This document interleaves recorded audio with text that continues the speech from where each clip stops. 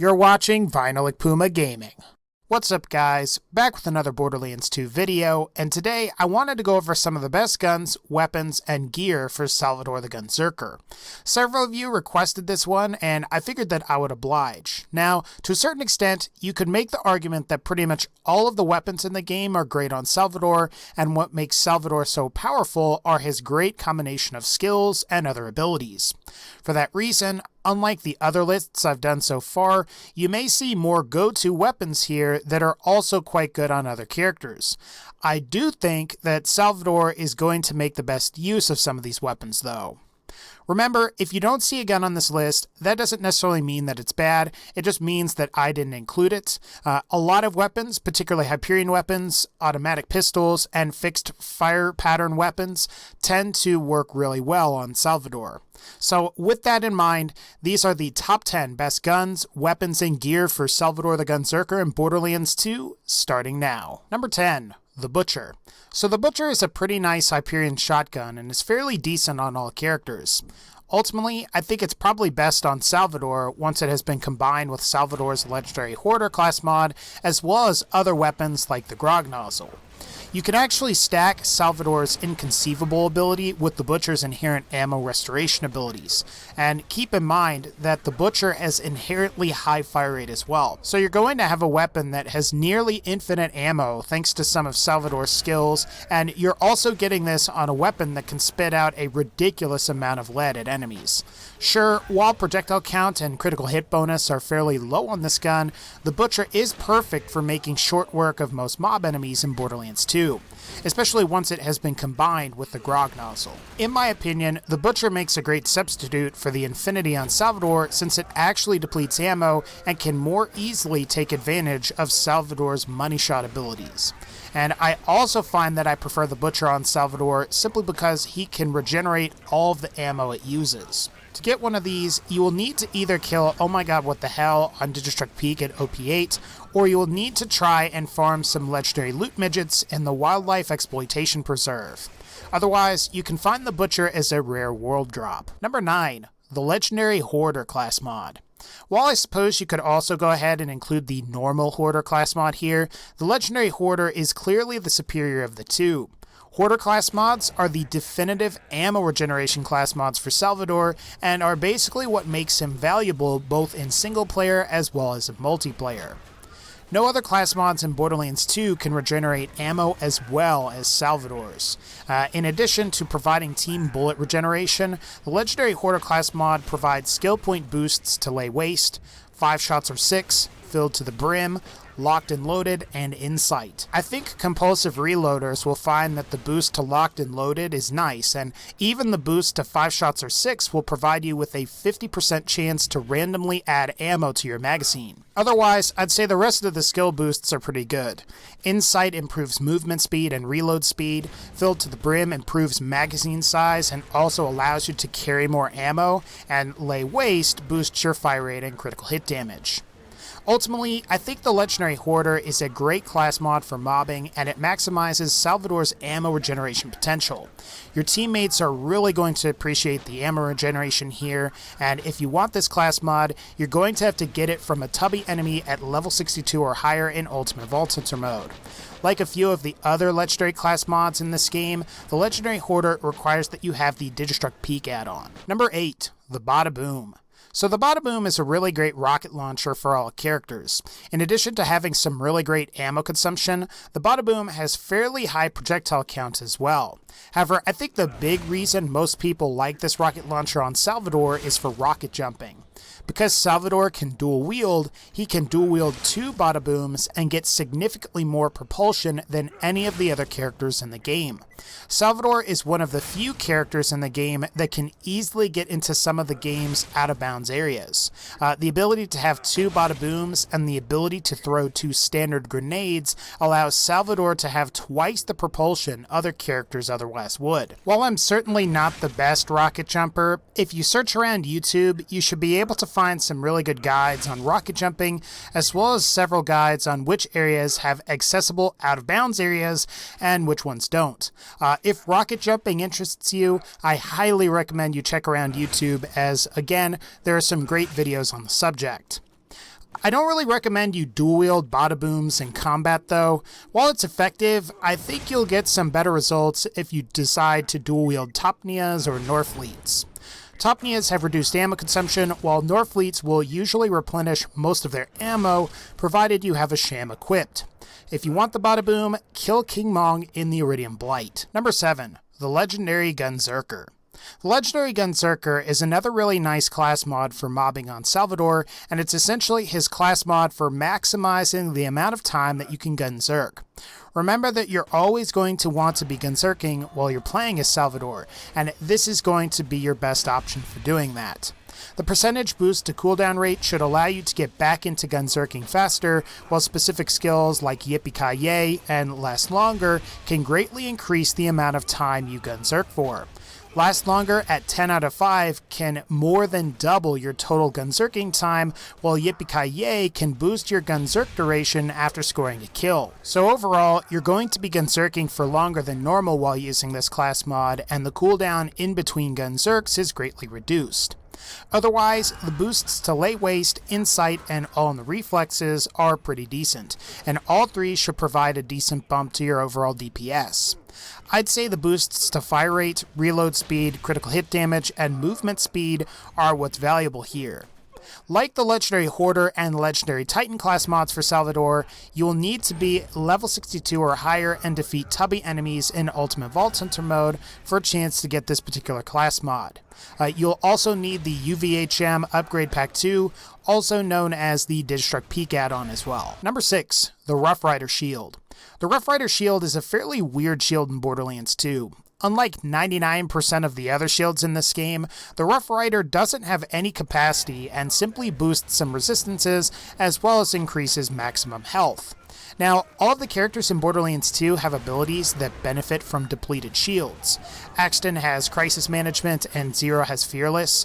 Krieg benefits from the Rough Rider as both Embrace the Pain and Empty the Rage are completely active. Even Maya benefits from the Rough Rider through her Fleet skill, which greatly increases her movement speed. While Salvador's Out of Bubblegum benefits from the Rough Rider, the main reason I'm including the Rough Rider here is because of how the Rough Rider works with Salvador's Inconceivable. Because Inconceivable works best with low health and shields, having zero shield capacity and relatively low health in battle will greatly increase the likelihood of your shots not consuming any ammo. When combined with Money Shot, Inconceivable can yield some monstrous results and should obliterate most enemies. The Rough Rider is just one of those items that I think is going to be essential on Salvador. While Krieg and Maya can make great use of it, and both Axton and Zero have some skills that benefit, I think you're going to find that the Rough Rider is amazing when combined with Inconceivable. And what's also great about the Rough Rider is that it's pretty easy to get. All you have to do is simply defeat an in-game enemy known as the Bulwark in Sir Hammerlock's Big Game Hunt DLC. Be sure to visit him in Hunter's Grotto. Number 5. The Lady Fist. This is an amazing gun on pretty much every character. However, because Salvador can dual-wield weapons, I think you're going to find that you're going to get the most out of this weapon on Salvador. This is mostly because of the enhanced critical hit bonus this weapon received during the $100,000 loot hunt event back in 2013, and also because this enhanced critical hit bonus is a passive effect that can go to other weapons. For most characters, you can quickly swap from a slow projectile weapon like the Twister to a Lady Fist to greatly increase the Twister's critical hit damage. You may see this strategy employed by some players while they fight raid bosses to greatly improve the damage of guns like the Sandhawk, Twister, and again some other highly effective, high critical hit damage, slow projectile weapons. But because Salvador can dual wield, you can use and abuse the Lady Fist's passive critical hit bonus effects to make most conventional weapons much more effective. You'll typically see players do this with Hyperion weapons, since these guns maintain a great amount of accuracy while you're Gunzerking. Lady Fist is a really great pistol in early difficulties too. By the time you acquire it in normal mode, you can use it to massacre most of the other enemies for the rest of your playthrough. It's even somewhat effective for early True Vault Hunter mode and late True Vault Hunter mode once you reacquire it.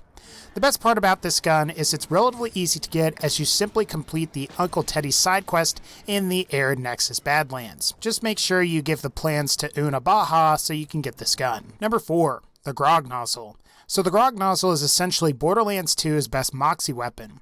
While it doesn't really deal a lot of damage on its own, it's a great weapon for slagging enemies on Salvador. The Grog Nozzle is also a staple for many Salvador players because it makes him nearly invincible while gunzerking. This is because the Grog Nozzle heals the player for like 65% of damage dealt, both from the other weapon that you're dual wielding and from the grenades that you've thrown. What's also nice about the Grog Nozzle is in addition to passive healing effects, you're also getting passive critical hit damage boosts too. So not only will almost all weapons heal the player now when dual wielded with a Grog Nozzle, but you're also getting slightly enhanced critical hit damage as well. There's also the fact that the Grog Nozzle has a drunk effect, which can be active both in and outside of gunzerking, which decreases fire rate and accuracy of your guns, but it boosts projectile count at the same ammo cost. This can prove to be effective on all characters, however, you're going to be able to make the most out of this with Salvador. Overall, the Grog Nozzle is a fantastic weapon that's great on everyone. However, it's especially great on Salvador simply because he can once again dual wield weapons. When used in conjunction with really powerful weapons, you're going to find that Salvador will have superior damage output as well as superior healing and tanking abilities when compared to all of the other characters. To get a Grog Nozzle, make sure you start the Beard Makes the Man side quest, however don't complete it. That way you can keep a Grog Nozzle in your inventory for single player. Otherwise, to get a permanent Grog Nozzle now, you're going to need to use a save editor. Number 3. The Chaotic Evil Ranger / Auspicious Raider. Both of these class mods are essentially Salvador's raid boss killer class mods. The big reason a lot of people pick both of these is because they have the potential to boost money shot by +6.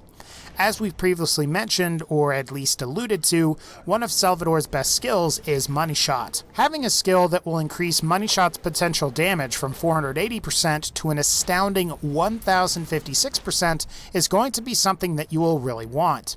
Now, if you don't have any DLC, you're going to want the Auspicious Raider class mod, as this is the one that can provide a +6 to Money Shot. However, if you have the Dragon Keep DLC, I think that you're going to find that the Chaotic Evil Monk is superior.